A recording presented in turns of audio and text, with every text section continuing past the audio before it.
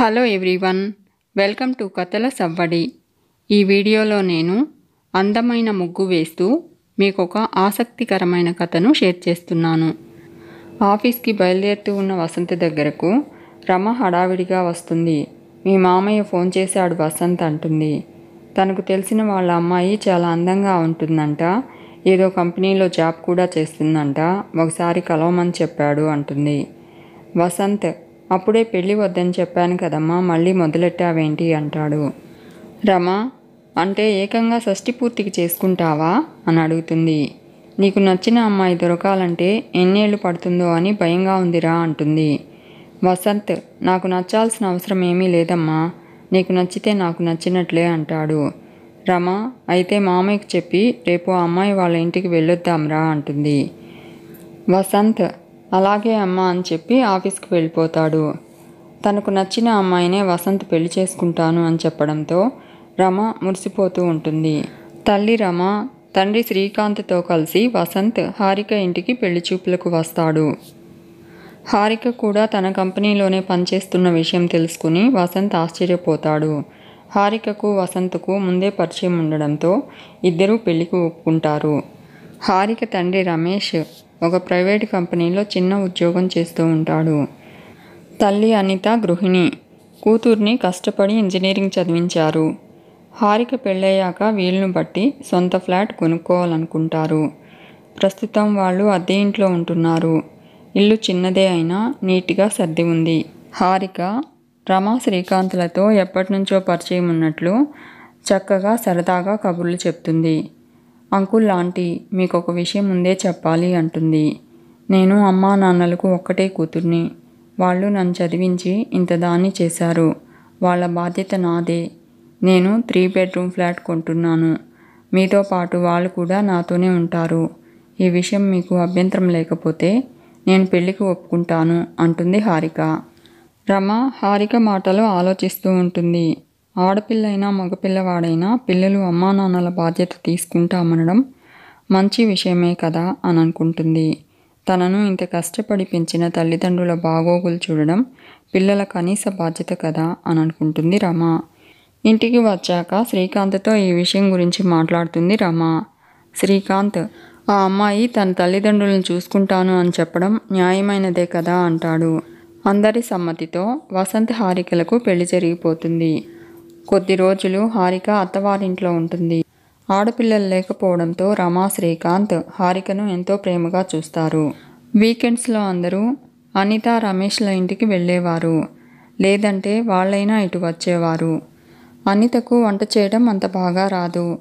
అనిత రమ దగ్గరకు వచ్చినప్పుడు, వదినా, మీ వంట ఎంత బాగుంటుందో రమేష్ కూడా అదే అంటారు. మా చెల్లి వంట ఎంత బాగా చేస్తుందో నువ్వు నేర్చుకోవచ్చు కదా అన్నారు. ఇప్పుడు ఏం నేర్చుకుంటానులే, మీ చెల్లి చేసింది తింటాను అని చెప్పాను అని అనిత అంటూ ఉంటే రమ పొంగిపోతూ, నీకు ఏం కావాలో చెప్పు అనిత, నేను చేసి పెడతాను అంటుంది.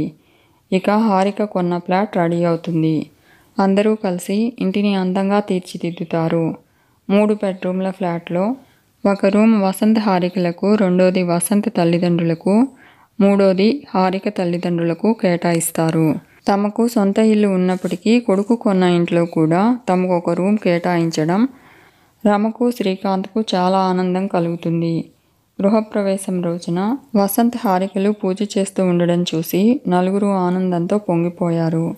హారిక రమతో, అత్తయ్య, ఇల్లు ఇంత చక్కగా కుదిరింది, మా ఆఫీసుకు కూడా దగ్గర, మనమందరం ఇక్కడే ఉందామని హారిక అంటూ ఉంటే అనిత కూతురు అత్తగారికి ఇస్తున్న విలువ చూసి మురిసిపోతుంది.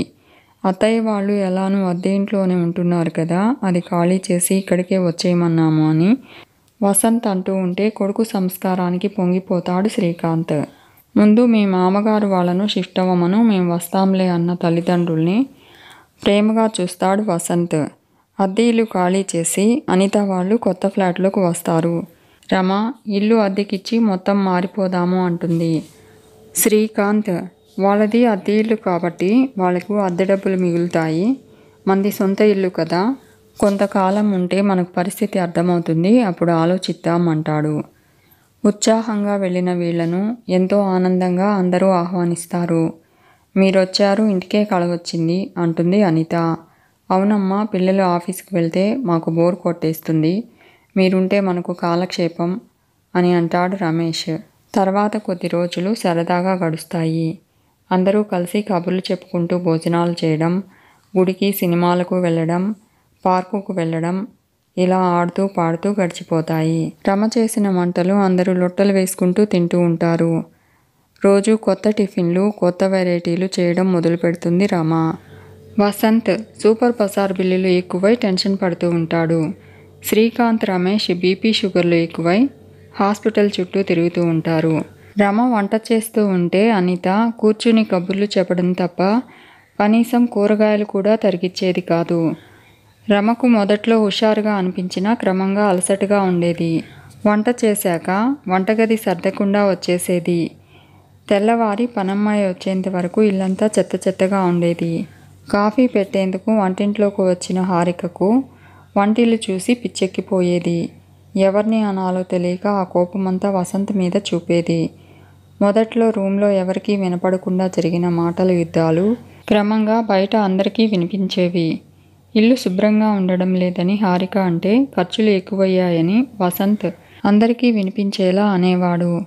కొడుకు ఆర్థిక ఇబ్బందులకి కారణం అనిత వాళ్ళు అని రమ అనుకుంటుంది. రమ వల్లే కూతురు ఇల్లు శుభ్రంగా ఉండడం లేదని అనిత అనుకుంటుంది. దానితో ఇద్దరి మధ్య చిన్న చిన్న మనస్పర్ధలు మొదలవుతాయి. ఇది వరకు రమతో మీ వంట అద్భుతం అన్న అనిత ఇప్పుడు ఏమీ మాట్లాడకుండా తింటుంది. రమ వంటంతా నేను చేస్తే తిని కనీసం బాగుంది అనకుండా లేచి వెళ్ళిపోతుంది. నేనేమైనా ఆవిడకు వంట మనిషినా అని శ్రీకాంత్ దగ్గర వాపోతుంది. శ్రీకాంత్, నువ్వే కదా నేను వంట చేస్తాను అని మొదలుపెట్టావు, నిన్నెవరూ బలవంత పెట్టలేదు కదా అని విసుక్కుంటాడు. అనిత రమేష్తో నెలకు తెచ్చినవన్నీ వారం రోజుల్లో అవగొడుతుంది ఈవిడ అని కంప్లైంట్ చేస్తుంది. రమేష్, వాళ్ళ అబ్బాయి సొమ్మే కదా, మధ్యలో నీకేంటి బాధ అంటాడు.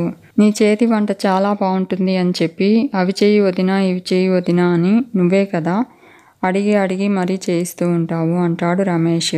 ఒకరోజు శ్రీకాంత్ రమతో మన ఇల్లు శుభ్రం చేయించి వస్తాను, అక్కడ కొద్ది రోజులు ఉండి వద్దాం అంటాడు. రమ అవునండి అలాగే వెళ్దాము, నాకు మన ఇల్లు బాగా గుర్తొస్తుంది అంటుంది.